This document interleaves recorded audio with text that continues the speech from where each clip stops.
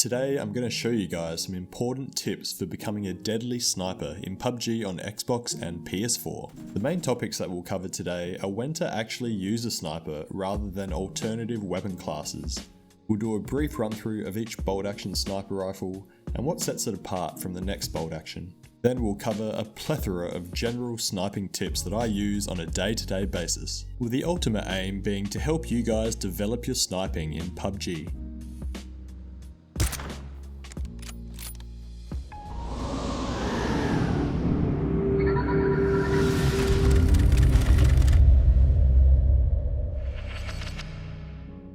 So when is a bolt action sniper rifle actually a useful and appropriate choice of a weapon? Well, part of making this decision will ultimately come down to your current skill level in PUBG. An experienced sniper will be able to effectively use a bolt action rifle over varying distances. If you're new to PUBG and are developing your skills as a sniper, you may be better off starting out with a DMR, such as a Mini or an SKS or an SLR, which are more forgiving options as you get to fire more rounds. A lot of the tips that we're going to cover today can be learnt and applied with any long-range weapon. So if you're struggling with the bolt action rifles, try a DMR out first until you're feeling more comfortable. Bolt action sniper rifles are an excellent choice in solo matches due to their high damage and ability to instantly end an opponent. Be careful in duo or squad games with having too many snipers on your team. In my experience, it's often better to have a combination of DMRs and long-ranged assault rifles in the mix to allow for more suppressive fire. For example, if one of your teammates has been downed. Bolt actions can be used effectively on Sanhok, however the smaller map does leave you open to being caught off guard with your sniper equipped, so it may be wise to keep this in mind before whipping out your bolty. Know your rifle. The M24 is a fan favourite of non-crate sniper rifles. When compared to the Kar98K, the M24 shows higher bullet speed, higher damage and less bullet drop-off over the first 300 meters. With the ability to extend the magazine to 7 rounds, this is one beast of a rifle.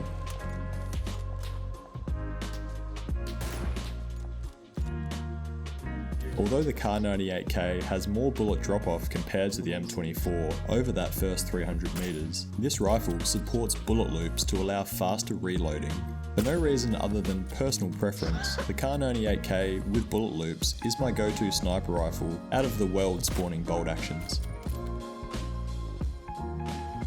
The Win94 is a piece of but in all seriousness, this rifle is super fun to use and bound to provide a few laughs, but without the ability to house a scope and inability to one-shot a level 2 helmet, that's about all it's good for.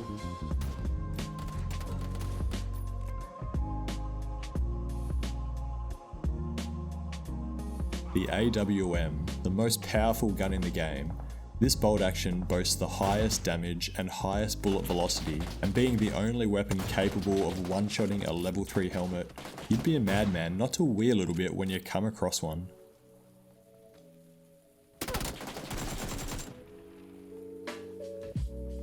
Now before we get stuck into the tips, check out this sniper infographic that I made for your convenience. The images that are shaded in red indicate a kill shot, and the percentages show how much damage is done when it isn't a kill shot. You can download the image in the description below.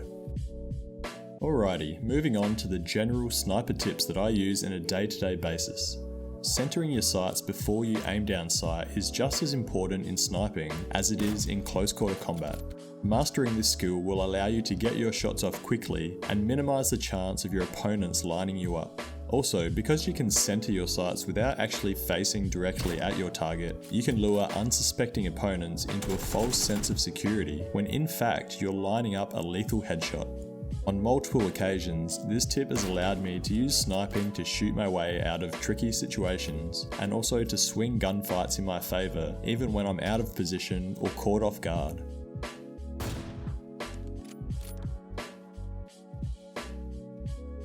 Sniping moving targets, especially players in vehicles, is a difficult task in PUBG. What I've found has helped me to land more of these shots is to track my opponents rather than lining up a stationary shot. This might seem obvious, but it's taken me 18 months of playing the game to come to this conclusion. So we've spoken about the situations when a bolt action sniper is actually useful, but you also want to be careful when you decide to whip it out. Pulling out your sniper makes you an easy target for undetected close range enemies. I try and minimize the risk of being caught off guard by avoiding searching for players with my sniper rifle equipped, limiting the times that I equip a sniper when there are numerous hiding or camping spots nearby, be that bushes, tall grass, rocks, so pretty much anywhere on Sanhok. Always assuming that someone is trying to line you up. And finally, if you can't get a shot off quickly, re-equip your primary rifle, reposition and reassess the situation, rather than standing and waiting for your enemy to present themselves. In this example here, I hear some shooting off in the distance, and by pulling out my sniper to search for my enemy, I leave myself open to this prone snaky boy. Peeking from cover wisely and unpredictably is one of the most important skills to master as a sniper in PUBG. Your movements need to be reactive and responsive to the movements of your opponent to allow you to consistently win sniper fights. Let's break down this sniper battle I had at the military base the other day. By showing yourself to one side then peeking the other, you can give yourself that extra split second you need to accurately line up your snipe while your opponent readjusts their aim. By taking a few steps back from your cover, you allow yourself to quickly peek left and right without really having to move position. It's also important to always be wary of third-party snipers who could be lining you up. By moving forwards and backwards between shots, you make yourself a difficult target to hit from the side. On the flip side, keep in mind that inexperienced snipers can be predictable in their movements, so anticipate likely peeking spots to quickly send your enemies packing. And hey, it's not always the end of the world if you guess incorrectly. Try to avoid hard peeking at all costs. As we discussed earlier, hard peeking your enemies makes you a predictable target and gives your opponents the opportunity to line their shots up. The only time that I'm a bit more complacent with hard peeking is when I have a level 3 helmet where only an AWM could one-shot kill me. You'll see me using this next tip very often when sniping. Sometimes moving completely out of cover is actually the safer option, as your opponent is most likely lining up where a standard player would peek from. And remember, you want to be unpredictable. By stepping a touch further out, not only are you unpredictable, but you also expose other target areas than just your head. And the realignment that your opponents will have to do will give you that extra moment to center your sights, as we discussed earlier. And this last clip that you're watching here is a nice little segue into the next tip. The next group of tips that we're going to cover refer to when you're in a 1 vs 1 sniper battle. In close range sniper battles, the snipe frag is a deadly combo.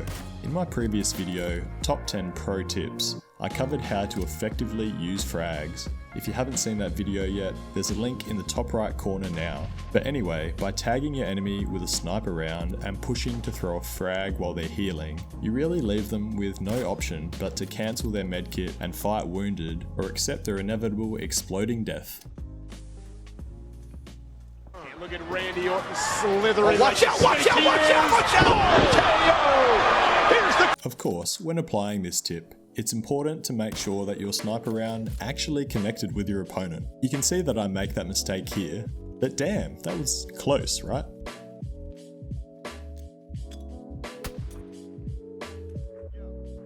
Doing a quick aim down sight scout is an effective way to identify your enemy's position, but also bait them into taking a sniper shot as they think that you're stopping to shoot at them. What this will do is provide you with a perfect opportunity to preempt their peeking spot and line them up while they chamber their next round. The next thing to take into account is that regardless of how zippy and mobile your sniping enemy is, they will also have to be stationary to accurately shoot at you. Use this knowledge to your advantage by anticipating their brief pause in movement. If you've applied the steps we've already covered, you should be one step ahead and able to get your round off before your enemy. This tip also applies when you're the third party in a sniper fight. Wait for them to pause and line up their shot before you take yours. Also, consider other times when players are less mobile, such as vaulting over rooftops or through windows and landing after jumping from height.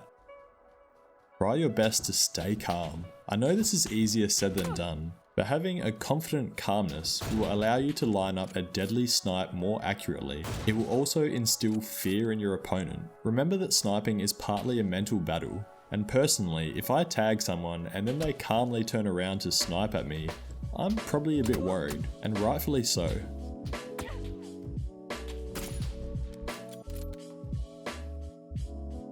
A good strategy is one of the most important parts of being an effective sniper in PUBG. Be a sneaky, sniping snake. Predict your enemy's movements and circle rotations. For example, the need to use a vehicle to get to the zone, needing to push across an open field, or being caught in the blue zone where they're less likely to want to engage in a sniper fight. Scout for peeking spots, especially during late game or when you're pushing into the zone late, as people are likely waiting for you. Top story building windows and cliff faces are common areas for snipers to hang out. And finally, maneuver, reposition, and use your surroundings to your advantage. Remember, the less predictable that you are, the more deadly you're going to be as a sniper in PUBG. Wow, that was a big one. I hope this helps you guys to become better snipers in PUBG. Remember, if it does, give the video a like and consider subscribing to the channel. Also, thanks a bunch to those who have sent in clips for my subscriber series. If you still want to send in your highlight clips or gameplays, there's a link in the video description. That's going to be one of my upcoming videos, so get your clips in quickly. But anyway, thanks so much for watching. Take it easy everyone, and I'll see you guys next time.